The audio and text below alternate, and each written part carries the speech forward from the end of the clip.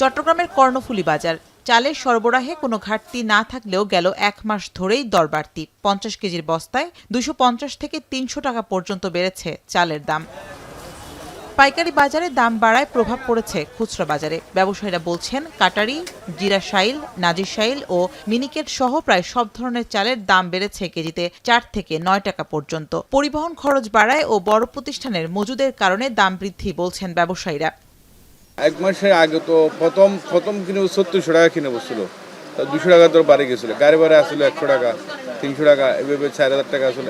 নতুন চালটাও আগের দামে চলে আসতেছে, বেড়ে গেছে আবার ১-১৫০ টাকা বেড়ে গেছে। গাড়ি ভাড়া বেশি, ওই অজুহাত দেখায় বলতেছে ধানের দাম বেড়ে গেছে।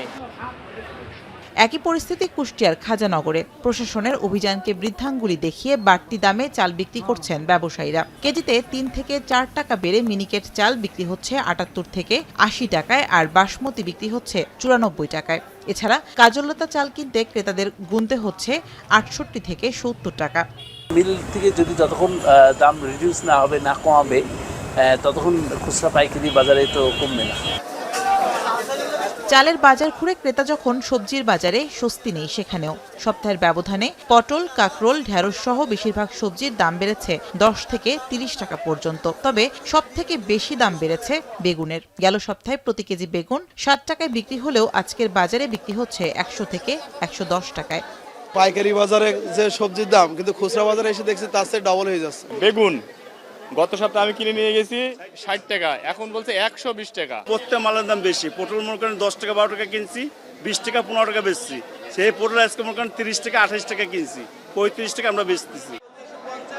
এদিকে সাপ্তাহিক ছুটির দিনে বরিশালের বাজারে বেড়েছে ক্রেতার ভিড়। তবে সরবরাহ কম থাকার অজুহাতে চড়া ইলিশের বাজার। ক্রেতারা বলছেন, গেল সপ্তাহে ১৮০০ থেকে ২০০০ টাকায় ইলিশ মাছ বিক্রি হলেও আজকের বাজারে বিক্রি হচ্ছে ১৩০০ থেকে ২৫০০ টাকায়।